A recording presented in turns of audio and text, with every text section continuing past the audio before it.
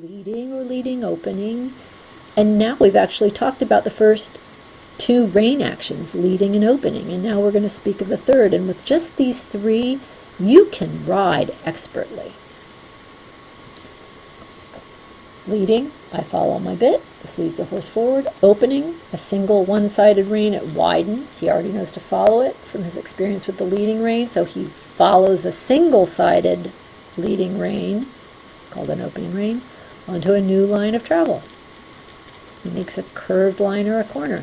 And as soon as, this is from the instruction books, not mine, not me, this is what we are told, as soon as, the moment that the horse can follow the opening rein in a quiet trot, we immediately then introduce the bearing rein. Now, bearing rein is the old-fashioned term, and we're just going to use that here because there's Western people and sport horse English riders studying here with us, so we're going to call it the old term bearing rein. As soon as the horse can follow the opening rein in a quiet trot, we immediately introduce the bearing rein. The bearing rein, also known as a neck rein, I think it should be called a wither rein instead of a neck rein, because it should act on the entire forehand, not just the neck. The bearing rein makes the outside shoulder, the outside of the forehand, the outside wither, also follow the inner rein. But he moves away from the bearing rein.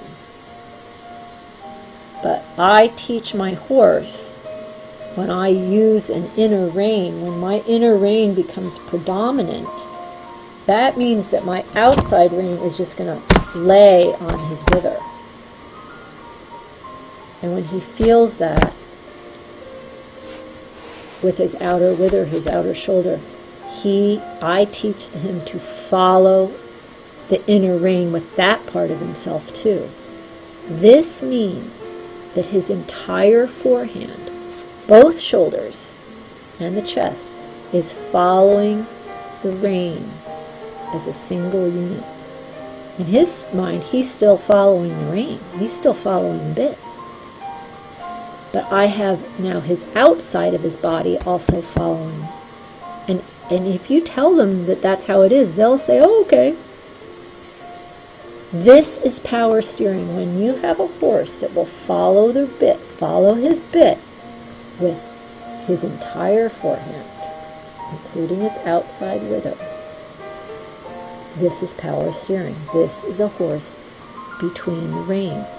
This is a united, displaceable forehand. And you know it all now. You now know more than most.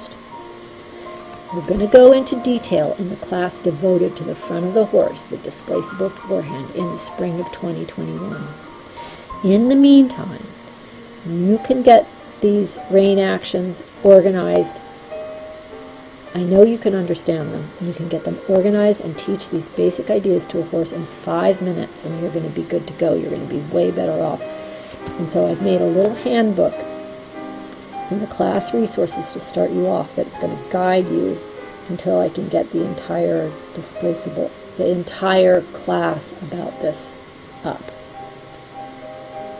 Listen, most hand, rein, and bitting trouble is due to ignorance. Remember at the beginning I always say this has to be taught. Teach the leading, opening, and bearing rein. Teach him what those feelings are. Teach him what it feels like to follow his bit.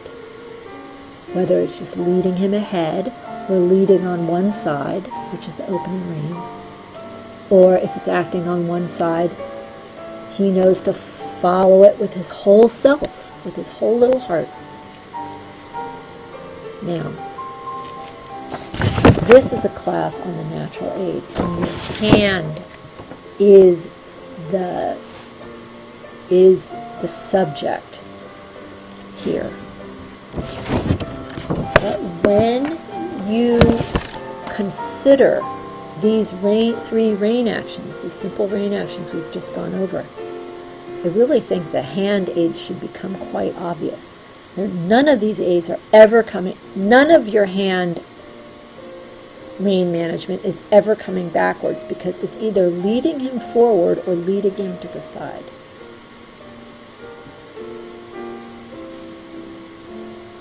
Here's the advice I've been given.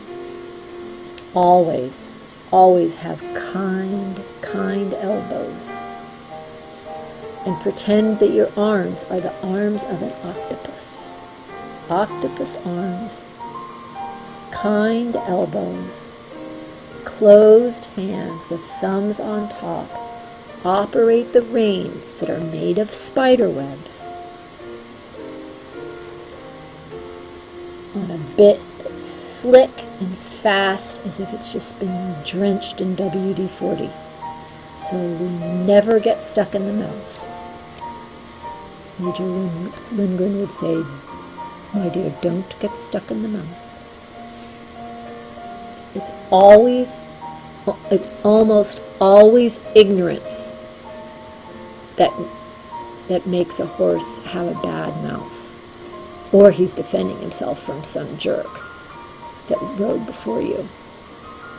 But I'm telling you, the solution is to tell him what the bit means, and tell him that he can follow his bit, and just don't betray that. That is the secret.